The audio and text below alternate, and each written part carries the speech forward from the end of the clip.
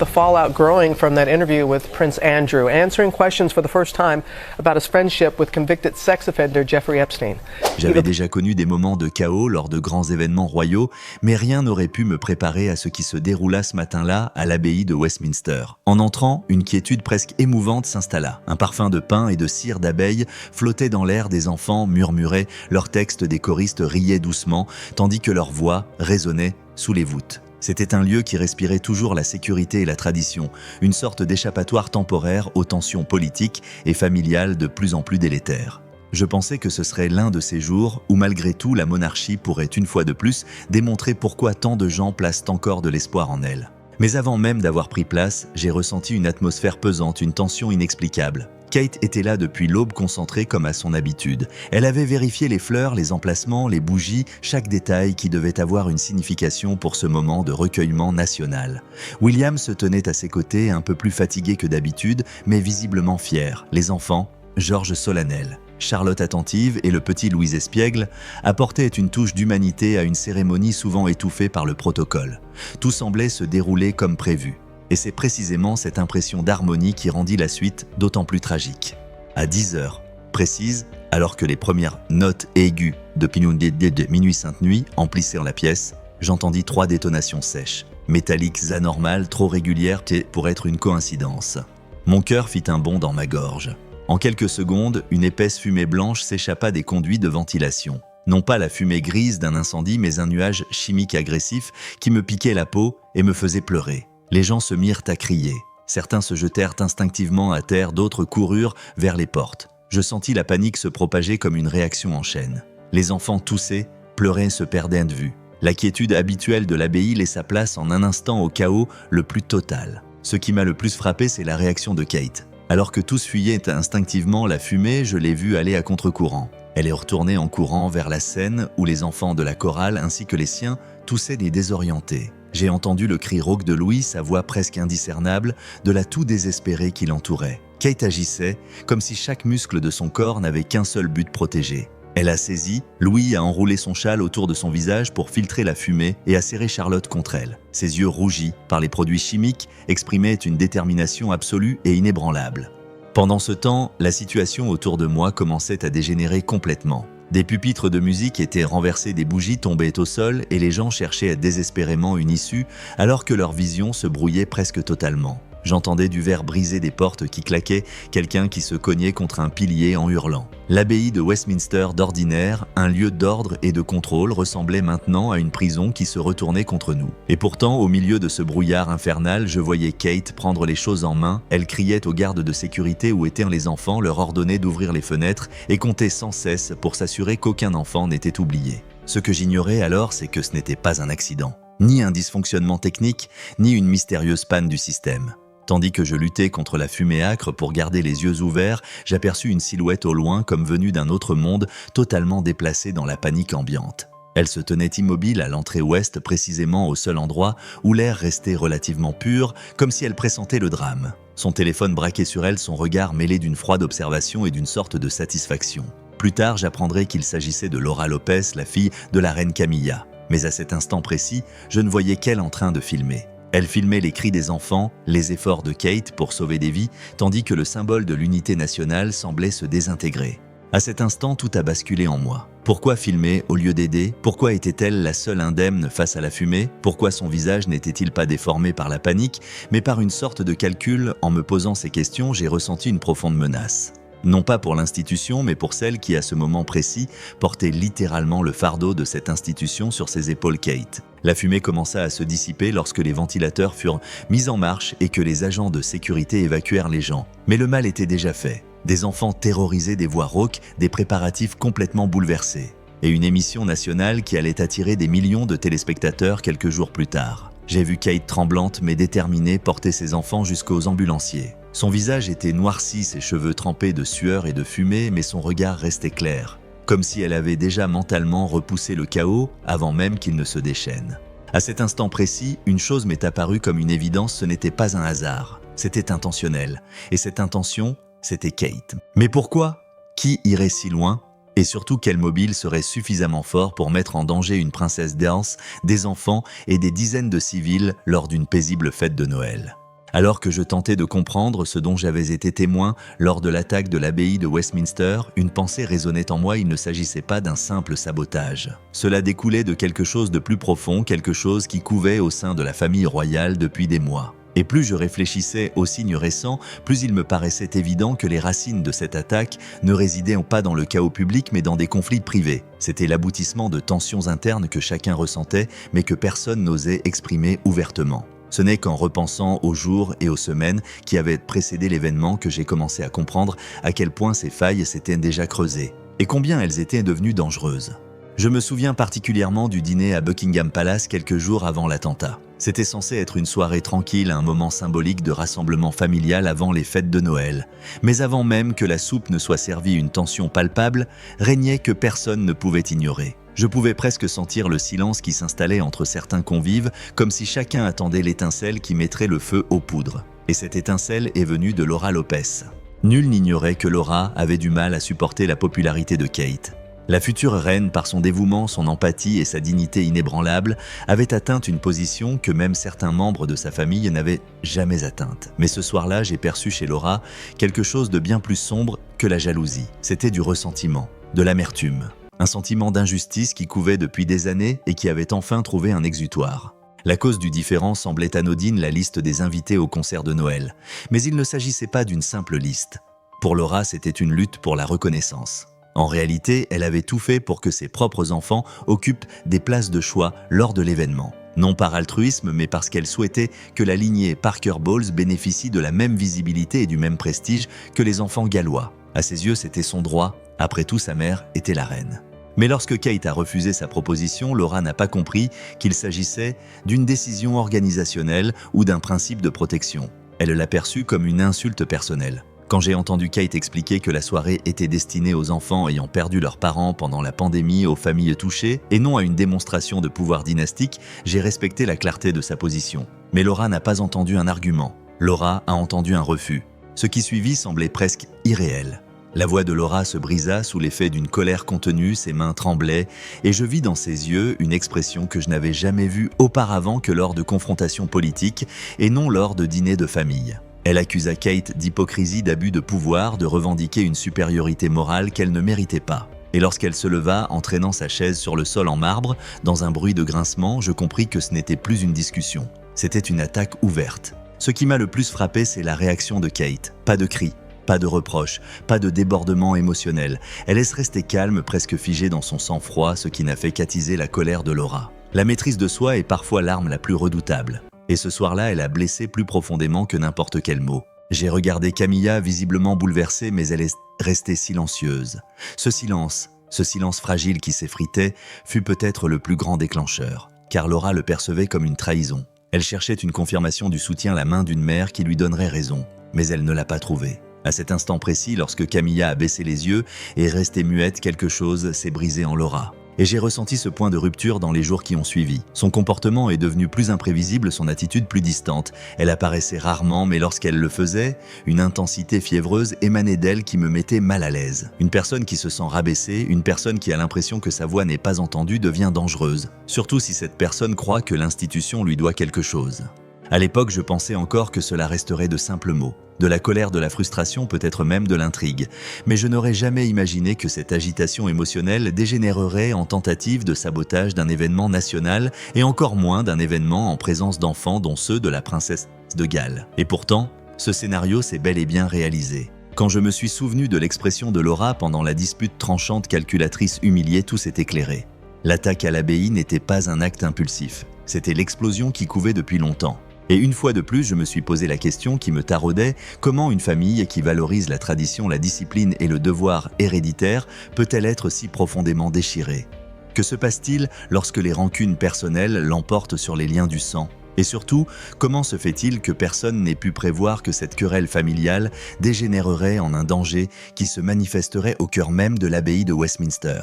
Lorsque j'ai cherché à comprendre comment un édifice aussi prestigieux et lourdement fortifié que l'abbaye de Westminster avait pu être pénétré de façon aussi radicale, je me suis senti obligé d'examiner non seulement l'incident lui-même, mais aussi ce qui l'avait précédé. Car rien dans cette explosion de fumée ne semblait spontanée. Elle était trop précisément orchestrée, trop soigneusement planifiée, trop efficace pour semer la confusion. Et à mesure que j'en apprenais davantage sur les déplacements de Laura, les jours précédents, il est devenu évident qu'il ne s'agissait pas d'un accès de colère impulsif, mais d'un plan stratégique élaboré par une personne mue, non seulement par le ressentiment, mais aussi par la conviction d'avoir quelque chose à réparer.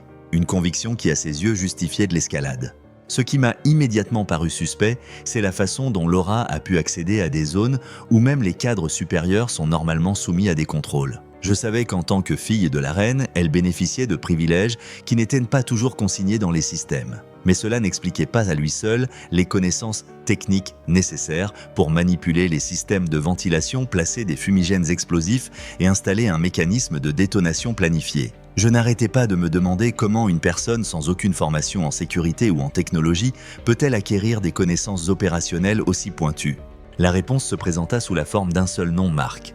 Dès l'instant où j'ai compris que Laura avait contacté un technicien de théâtre mis au chômage, un expert en éclairage machines à fumer et sonorisation, mais surtout un homme dont les dettes personnelles le rendaient vulnérable à la manipulation, tout s'est éclairé. Laura n'avait pas exploité une seule faiblesse, mais trois à la fois, son besoin d'argent, son amertume et son expertise technique. Le genre de combinaison qui, si elle est exploitée, peut engendrer précisément le chaos qui s'est abattu sur l'abbaye de Westminster ce matin-là. La rencontre dans ce bar de Soho avait des allures de scène de film, mais ce qui m'a vraiment frappé, c'était le calcul derrière ses choix. Elle cherchait un endroit où aucun membre du palais ne la surprendrait suffisamment sombre pour dissimuler ses émotions et où personne ne s'interrogerait sur des transactions qui semblaient déplacées dans une famille constamment sous le feu des projecteurs. Lorsque Laura a posé l'argent sur la table, 50 000 livres sterling en liquide, de quoi rembourser les dettes, de quoi faire fi de toute considération morale, j'ai ressenti un profond malaise. Car il ne s'agissait pas d'un acte de désespoir, c'était une question de logistique,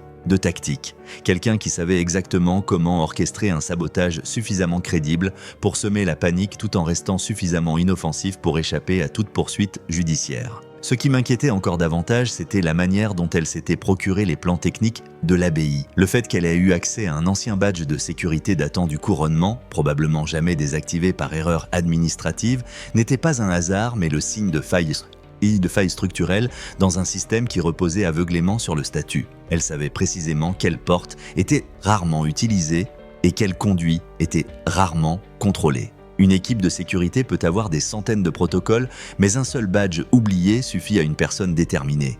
Quand j'ai appris qu'elle avait choisi des grenades fumigènes industrielles modifiées à la capsaïcine et au soufre, j'ai tout de suite compris que ce plan était bien plus dangereux qu'elle ne l'imaginait. Ces substances provoquent des douleurs intenses, la panique et une sensation d'essoufflement, de quoi déclencher une évacuation massive. Quand je repense aux enfants en larmes, leurs petites mains tentant désespérément de se protéger les yeux de la brûlure, je réalise une fois de plus que ce n'était pas une farce. C'était une attaque où la peur était l'arme du crime. Mais le plan de Laura était bien plus qu'un simple tour de passe-passe. C'était une véritable mise en scène. Tandis que Marc s'occupait de l'exécution, Laura concoctait le scénario que le monde entier devait croire. La clé USB contenant de faux courriels, censés provenir du bureau de Kate et montrant des réaffectations budgétaires de la sécurité vers une décoration luxueuse, n'était pas seulement ingénieuse, elle était impitoyable. Ces courriels étaient conçus pour faire croire au public que Kate avait elle-même provoqué le désastre en changeant ses priorités de manière inconsidérée.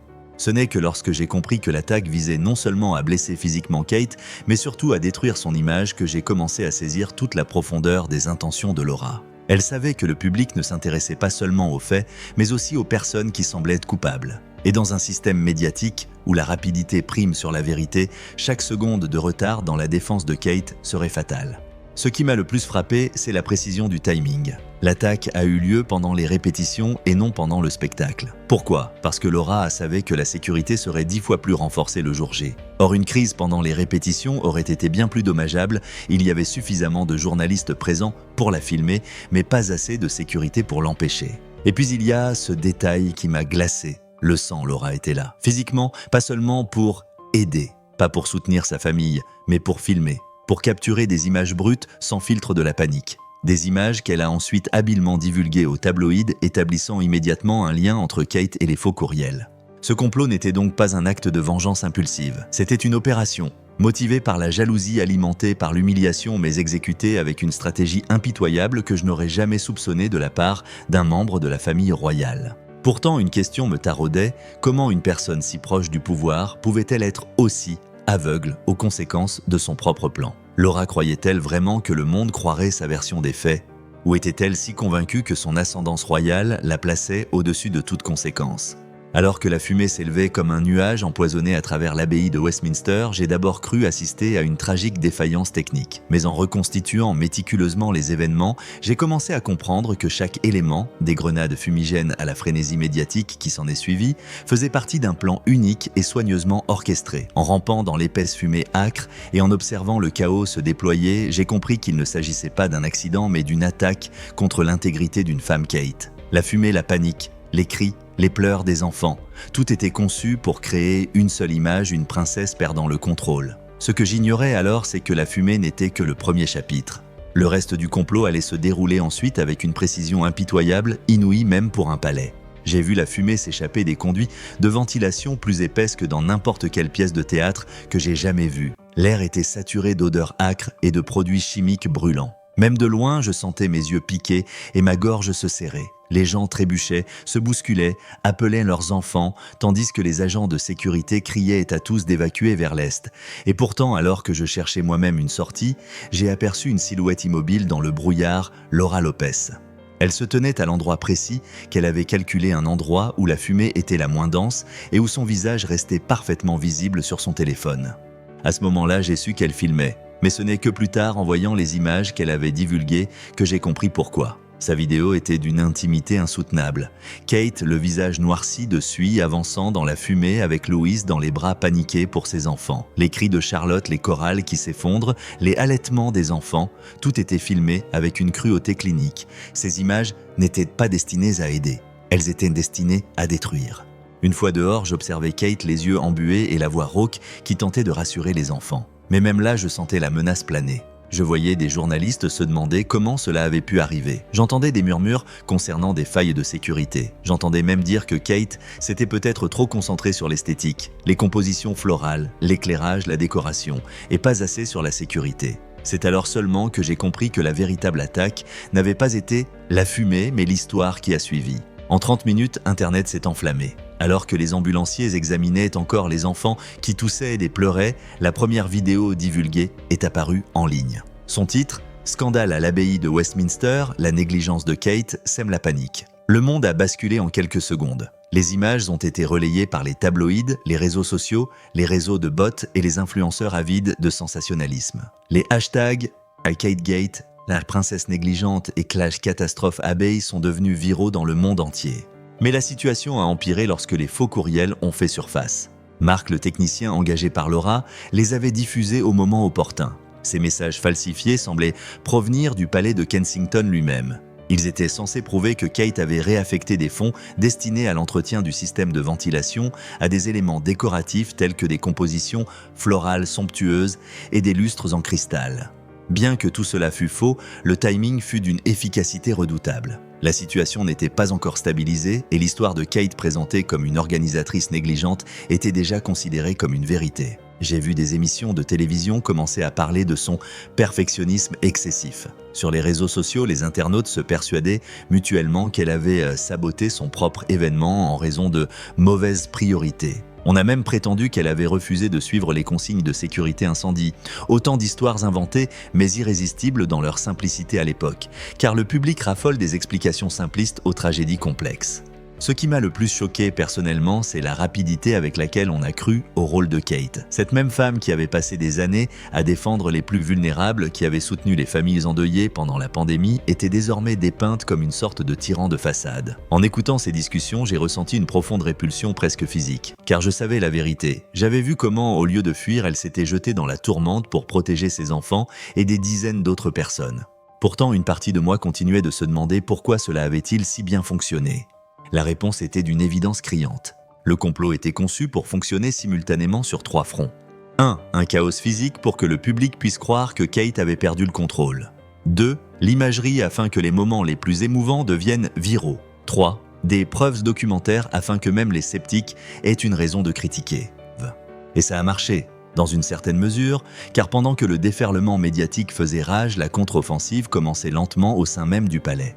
Mais ce moment n'était pas encore arrivé. Ce que je ressentais le plus à présent, c'était la désorientation face à un incident qui paraissait bien trop parfait pour être une coïncidence. Et la douloureuse certitude que la véritable bataille de ce complot se déroulait non pas dans l'abbaye elle-même, mais dans la perception du monde. Et pourtant, une question persistait dans mon esprit plus vive que la fumée qui me picotait encore la gorge. Comment pouvait-on croire qu'un tel plan si public, si imprudent, si dangereux ne serait jamais découvert ?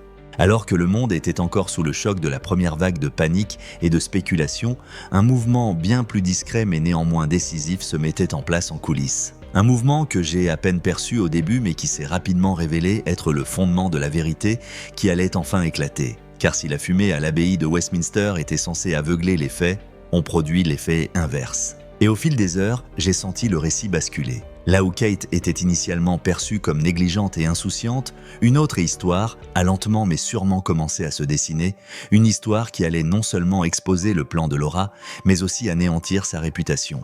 Ce qui m'a frappé d'emblée, c'est le silence déterminé de l'équipe de sécurité du palais de Kensington. Tandis que les médias s'enflammaient de spéculations, cette équipe travaillait méthodiquement avec une précision quasi chirurgicale. Pas de panique, pas de communiqué de presse défensif. Leur silence n'avait rien de faible, il était stratégique. Un silence que je reconnaissais dans ces moments où l'on sait que la vérité est plus forte que n'importe quel mensonge. La découverte capitale est venue d'un endroit inattendu, les caméras du MI5. Depuis des décennies, l'abbaye de Westminster est considérée comme l'un des bâtiments les plus protégés du pays. Mais même au sein de ce dispositif de sécurité, certains niveaux d'accès sont réservés à une poignée de personnes. Le MI5 avait à l'insu de tous installé des caméras supplémentaires suite à des évaluations internationales des menaces. Ce sont ces caméras et non les enregistrements de vidéosurveillance classiques qui ont permis de déjouer le complot. Lorsque les premières images ont été visionnées, tout est soudainement devenu d'une clarté limpide. J'ai vu de mes propres yeux les vidéos de Mark, le technicien engagé par Laura, s'introduire de nuit par l'entrée latérale de l'abbaye. Il portait une caisse à outils grise juste assez grande pour contenir les grenades fumigènes et le détonateur. Aucune hésitation, aucune nervosité, comme s'il accomplissait une tâche banale. Plus troublant encore fut le moment où, après avoir fixé les grenades fumigènes, il installa un interrupteur en série censé se déclencher après un délai prédéfini. Tout était calculé, planifié, conçu. Mais le moment le plus accablant arriva ensuite un enregistrement de Laura, le faisant entrer par une porte dérobée qui ne pouvait s'ouvrir qu'avec un badge de sécurité royale périmé. C'était la preuve que tout le monde avait manqué jusque-là le lien direct entre l'attaque à la fumée et une personne ayant accès au palais. Quand j'ai vu cette image, j'ai senti l'atmosphère dans la salle de sécurité changer. La tension était palpable. Plus personne ne pouvait balayer cela d'un revers de main en parlant de rumeurs ou de spéculations. C'était une preuve. Ce qui suivit fut comme un effet domino. Mark fut retrouvé et arrêté en quelques heures. L'interrogatoire fut bref, il craqua plus vite que prévu. L'argent l'avait motivé, mais la peur avait eu raison de sa loyauté. Il avoua tout sa rencontre avec Laura, l'argent, les instructions, le déroulement précis des opérations. Et lorsqu'il déclara que Laura lui avait demandé de humilier publiquement Kate, je compris qu'il ne s'agissait pas d'un malentendu, mais d'une attaque directe contre la future reine. Pourtant, le moment le plus poignant n'est venu ni du MI5, ni des équipes de sécurité, ni des aveux de Mark, mais de Kate elle-même. Lorsque les courriels falsifiés ont fait surface l'accusant soi-disant de négligence, on s'attendait à une réaction vive de Kate. Qu'elle se défende, présente ses excuses et s'adresse aux médias. Mais elle est restée remarquablement silencieuse. Je n'ai pas compris cette attitude au début. Jusqu'à ce que j'apprenne qu'elle avait demandé les journaux de serveurs originaux au palais de Kensington avec l'aide d'une petite équipe numérique en qui elle avait confiance depuis le début de son travail sur la sécurité en ligne. Et c'est précisément là que résidait la clé de la révélation complète. Les journaux du serveur ont non seulement démontré que Kate n'avait jamais envoyé aucun des courriels en question, mais aussi révélé des traces de manipulation externe. Une adresse IP menait au même bar de Soho où Mark et Laura s'étaient rencontrés. Plus accablant encore, les métadonnées de la fausse chaîne de courriel contenaient un identifiant d'appareil correspondant à l'ordinateur portable personnel de Laura qu'elle utilisait pour la gestion de sa galerie d'art. L'élégance de la démarche de Kate résidait dans sa discrétion. Elle n'a rien dit, elle a compris. Alors que le palais commençait à reconstituer le puzzle, la machine médiatique alimentée par Laura s'est soudainement tue. Les journaux qui avaient d'abord crié à la négligence de Kate ont changé de ton en quelques heures. Une rectification publique est rare, mais lorsqu'une conspiration atteint un tel niveau de preuve, même les rédacteurs en chef les plus sensationnalistes sont contraints de réagir. Laura fut emmenée le soir même, non pas dans le bruit des menottes, ni dans des scènes dramatiques, mais discrètement et avec dignité. Comme le palais gère toujours les crises internes lorsque les dégâts sont trop importants pour être dissimulés. Elle ne fut pas arrêtée pour terrorisme, la capsule fumigène n'était pas assez dangereuse pour cela, mais pour mise en danger d'enfants, manipulation des protocoles de sécurité et diffusion de faux témoignages. Mais chacun savait que les accusations portées contre elle n'étaient pas le plus grave. Le plus grave était qu'elle avait perdu sa place au sein de la famille royale pour toujours. En assistant à cette scène, j'ai ressenti quelque chose d'inattendu du chagrin. Non pas pour les actes de Laura incompréhensibles, mais pour le niveau de frustration et de ressentiment qui pouvait pousser un membre de la famille à un tel abîme. Et pourtant, une question continuait de me tarauder même après que les faits furent établis. Quels dégâts ce complot aurait-il pu causer si une seule caméra de sécurité avait été défaillante? À quel point la monarchie a-t-elle frôlé une crise de réputation dont elle ne se serait peut-être jamais complètement remise? La réponse me mettait encore mal à l'aise. Lorsque le complot fut entièrement dévoilé et le rôle de Laura incontestablement établi, j'ai senti que nous n'étions pas seulement au bout d'une crise, mais à l'aube d'un tournant décisif pour la monarchie. Les faits étaient mis à nu, les personnes impliquées identifiées, les médias avaient changé d'avis. Mais la suite des événements ne pouvait être décidée par les services de sécurité, les avocats ou les attachés de presse. Elle devait revenir à la femme visée par le complot. La femme qui incarne l'avenir de la couronne. La femme qui, malgré tout ce qu'elle avait subi, n'avait jamais failli à son devoir. C'est le jugement de Kate qui allait donner le ton final. Et ce moment précis, le jour où elle a regardé Laura droit dans les yeux, est devenu le moment le plus marquant auquel j'ai jamais assisté. Ce qui m'a frappé d'emblée, c'est le calme de Kate face à la situation. Non pas le calme de l'indifférence, mais celui d'une force maîtrisée. Alors que tous autour d'elle se demandaient quelle serait la réaction appropriée, je savais que Kate ne raisonnait pas en ces termes. Elle pensait en termes de responsabilité, de comportement exemplaire, de l'impact que ce moment aurait sur un pays qui comptait sur elle pour sa stabilité. Et pourtant, je sentais aussi que c'était une affaire personnelle pour elle. Les grenades fumigènes avaient provoqué des quintes de toux et des pleurs chez les enfants. Charlotte souffrait de problèmes oculaires depuis des jours. Louis se réveillait en pleurant la nuit. Et même si Kate ne l'exprimerait jamais à voix haute, je voyais dans ses yeux la douleur et la colère qu'une mère seule connaît lorsque ses enfants sont en danger. La confrontation eut lieu à Clarence House dans une petite salle de conférence habituellement réservée aux discussions confidentielles. Ce n'était ni un tribunal ni une conférence de presse, mais la tension était palpable. Laura était assise d'un côté de la table pâle et visiblement effondrée. Elle n'était plus la femme calculatrice que j'avais vue à l'abbaye de Westminster, mais une femme qui avait compris que ses actes avaient ruiné son avenir. De l'autre côté se tenait Kate, droite, silencieuse, non pas triomphante mais déterminée. Camilla était présente mais ne disait rien. Sa seule présence était poignante, la douleur d'une mère sachant que sa propre fille était responsable de l'agression de sa belle-fille et le danger qui aurait pu menacer ses petits-enfants. William se tenait près de Kate, son attitude non pas empreinte de colère, mais d'un sentiment bien plus profond, la déception. Ce qui m'a profondément touché, c'est le moment où Kate a enfin pris la parole. Elle ne s'est pas exprimée par des accusations, des reproches ou des accès de colère, elle a parlé de faits, de responsabilités, de conséquences. Elle a décrit comment la fumée avait paniqué les enfants, comment des membres du personnel avaient été blessés lors de l'évacuation, comment les modules d'extincteurs automatiques, s'ils avaient réagi légèrement différemment, auraient pu provoquer un incendie dans ce bâtiment historique aux structures fragiles. Elle a parlé du nombre de personnes présentes, des risques, des dégâts symboliques, de la trahison institutionnelle.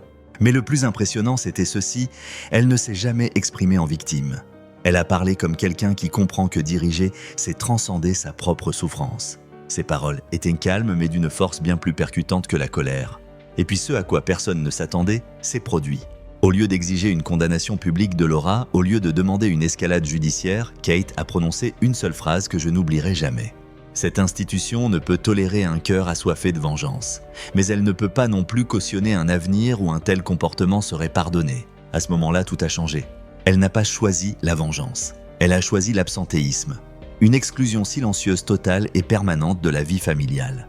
Un choix plus cruel qu'une punition car il rejetait non seulement les actes de Laura, mais aussi l'idée même qu'elle puisse un jour jouer un rôle au sein de la monarchie. Aucune réhabilitation publique, aucune excuse solennelle, aucun retour. La décision demeura privée mais ses conséquences furent irréversibles. Laura ne fut pas bannie mais exclue de la sphère royale d'une manière qui la rendit impuissante. Plus d'accès aux résidences, plus de place officielle, plus de représentation, plus de présence informelle. Une mort sociale orchestrée avec une finesse royale. Au moment où la décision était annoncée, j'ai vu sur le visage de Laura non seulement de la honte, mais aussi la prise de conscience qu'elle s'était complètement surestimée. Elle avait cru que les liens du sang la protégeraient, alors qu'en réalité, c'était cette même monarchie qui venait de la mettre définitivement à la porte. Plus tard dans la soirée, j'ai aperçu Kate près de la fenêtre du palais de Kensington, conservant le même calme qu'elle avait affiché lors de la confrontation. Mais cette fois, j'ai aussi perçu quelque chose de différent dans son attitude, une détermination nouvelle. L'attaque ne l'avait pas brisée. Elle en était ressortie plus forte non par esprit de confrontation, mais parce qu'elle avait compris que le seul moyen de protéger cette institution était de réorienter son éthique, avec douceur mais sans hésiter. Et tandis que je voyais sa silhouette se refléter dans la vitre, j'ai compris que c'était le moment où Kate n'était pas seulement une princesse, pas seulement une future reine, mais la figure morale dont notre époque a besoin. Mais une question me hantait cette nuit-là. Combien d'autres foyers de tension existent au sein de cette famille et des foyers qui n'attendent que le moment propice pour exploser à nouveau ?